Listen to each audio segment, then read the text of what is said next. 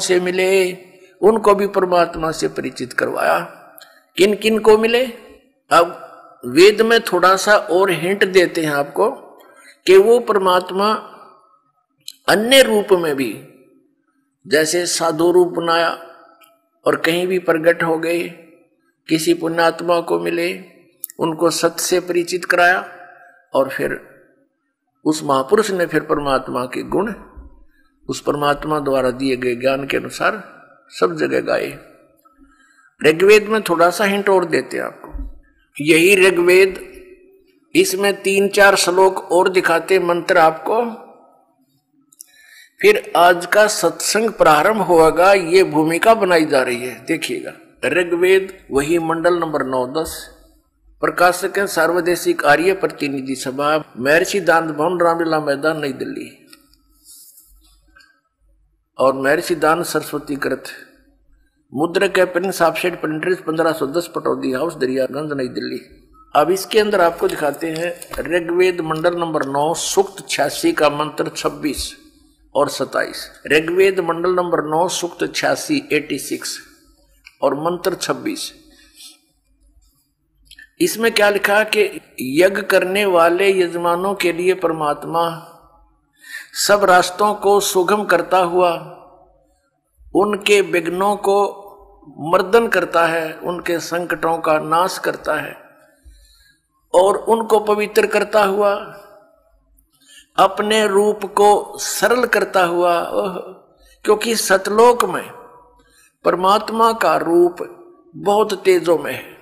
एक रोमकूप में करोड़ सूर्य मिला दे, करोड़ चंद्रमा, वो भी फीकी रोशनी रहे, इतना तेजों में शरीर है भगवान का।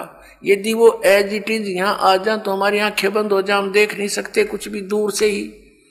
भगवान तो बाद में आएगा, उसका प्रकाश पहले आ लेगा, तो उस प्रकाश से हम परमात्मा को नहीं देख सकते। इसलिए अपने रूप को हल्का तेज पुंज का सरल बना के वो हमारे सामने प्रकट होते हैं। जैसे काशी में जुलाहे रूप में हुए, वो परमात्मा पूर्ण ब्रह्म है। देखना, अपने रूप को सरल करता हुआ वह कांति में परमात्मा।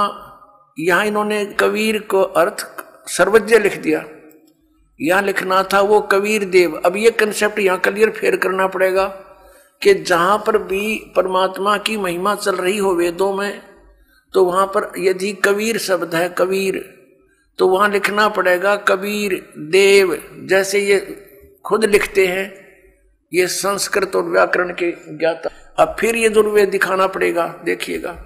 ये यजुर्वेद है, ये महर्षि दान सरस्वती कृत, प्रकाशक है सार्वदेशिक आर्य प्रतिनिधि सभा, 2/5, महर्षि दान भवन, रामलीला मैदान, नई दिल्ली।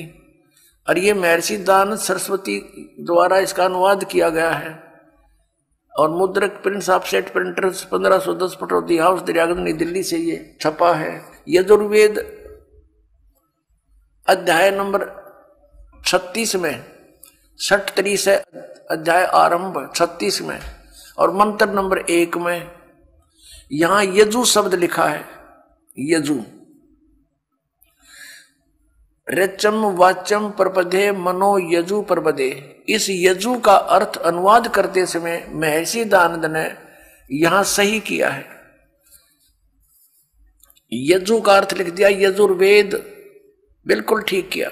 यदि यहां यजु का अर्थ के मैं अन्य कर देता, क्योंकि यजु माने होता है परमात्मा से मिलने की विधि, यानी यज्ञ स्तुतियां, ये भी अर्थ होता। अगर यहां वो ये अर्थ कर देता तो यहां महिमा थी यजुर्वेद की, तो यजुर्वेद ना लिखकर कुछ अन्य अर्थ कर देने से अनर्थ हो जाता और जिसकी महिमा बोली जा रही है उसको पहचान नहीं पाते।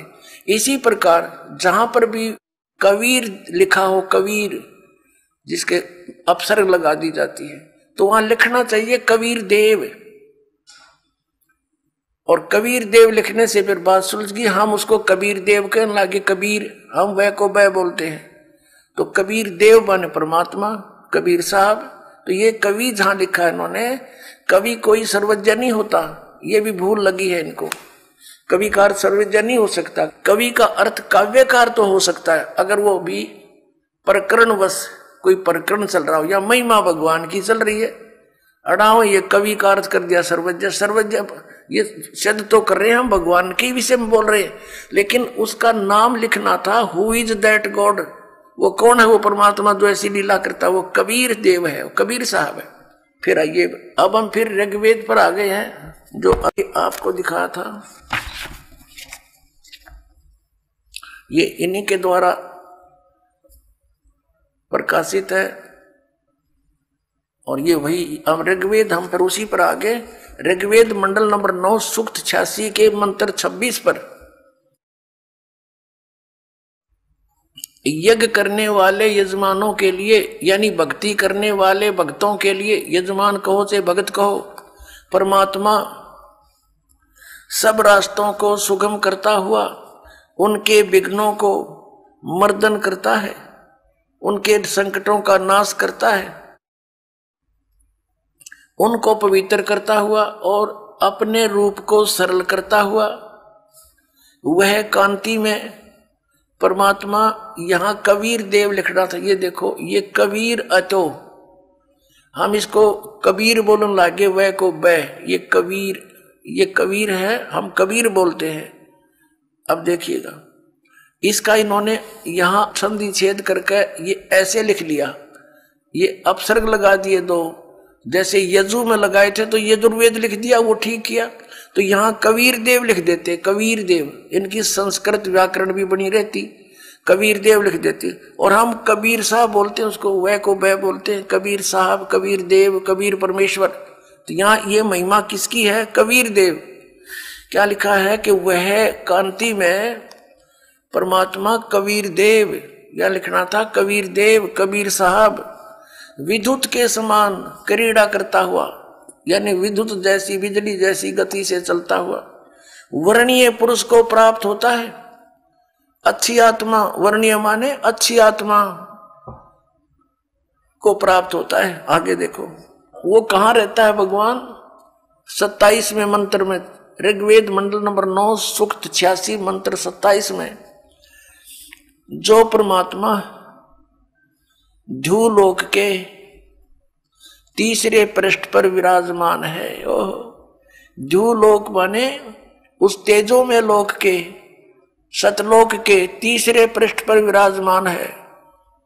सतलोक के तीसरे पृष्ठ पर, तीसरे स्थान पर, यानी उसमें भी विभाजित है। टॉप मोस्ट प्लेस पर स्वयं परमात्मा विद्यमान है और नीचे अन्य सृष्टि है, सभी इसी प्रकार सृष्टि है जैसे यहाँ पर है। इसको समझने के लिए ऐसा समझो जैसे दिल्ली और बाह्य दिल्ली होती है, तो परमात्मा उस ध्रुवलोक के तीसरे पृष्ठ पर वहां रहता है, वहां विराजमान है, साकार है, मनुष्य दृश्य है, वहां से गति करके आता है। अब देखना ऋग्वेद मंडल नंबर 9 सूक्त 82 मंत्र नंबर 1, जो सर्व उत्पादक प्रभु, सबकी उत्पत्ति करने वाला परमेश्वर, प्रकाशमान सद्गुणों की वृष्टि करने वाला, पापों का नाश करने वाला, हरण करने वाला है, वह राजेव, राजा के समान। ये देखना ये है 269 पृष्ठ पे। अब हम पढ़ेंगे 270 पृष्ठ पे। राजा के समान दर्शनीय है, राजा के समान देखने योग्य है, साकार है, मनुष्य दृश्य है। ये वेद गवाही दे रहे हैं इन्हीं के कर कमलों से, जो भगवान को निराकार निराकार करके और दुनिया को बरगलाया करते थे। आज उन्हीं के कर कमलों से, उन पवित्र सदग्रंथों में परमात्मा ने दया करके ये ठीक अनुवाद करा दिया ना। ये अड़ंगा भी कर सकते थे, क्योंकि अन्य सब जगह उल्टा लिख रखा भगवान निराकार है। अब परमात्मा राजा के समान दर्शनीय है, देखने जोगा है। वह पृथ्वी आदि लोक लोकांतरों के चारों ओर शब्दायमान हो रहा है। वह वर्णीय पुरुष को, अच्छी आत्मा को, जो दृढ़ भक्त है उसको पवित्र करता हुआ प्राप्त होता है। पवित्र करता है, ज्ञान से साफ करता है। जिस प्रकार विद्युत स्नेह वाले स्थानों को आधार बनाकर प्राप्त होता है, अपनात्मा स्पष्ट कर दिया।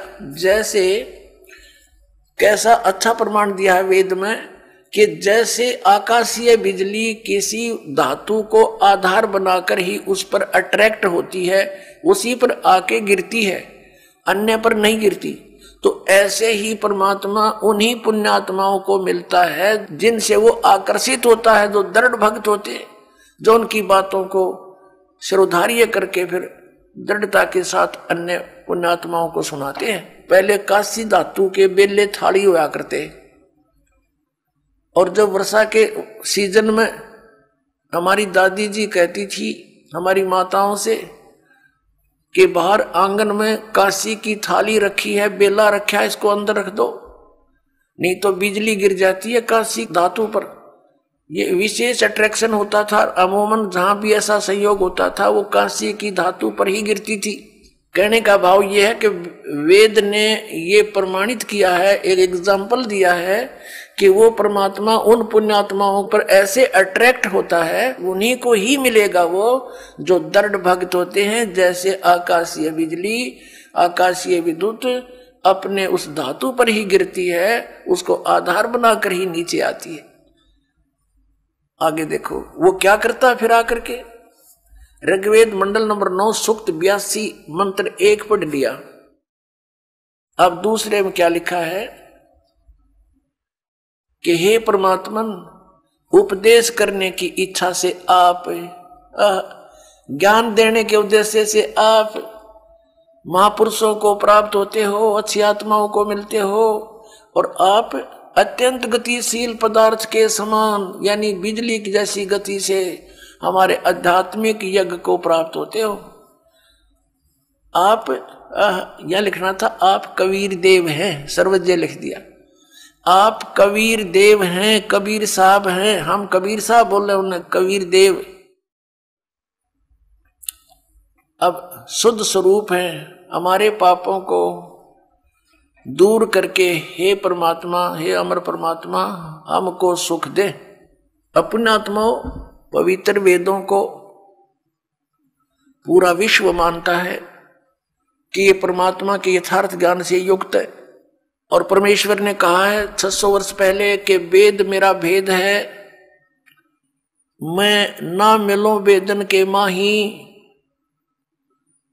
और जौन वेद से मैं मिलूं वो वेद जानते नहीं, जौन वेद से मैं मिलूं वो वेद जानते नहीं। कबीर परमेश्वर ने कहा था कि धर्मदास, हे प्यारी आत्मा, ये चारों वेद मेरा ही गुणगान कर रही है, पर इसको ये समझ नहीं पा रहे।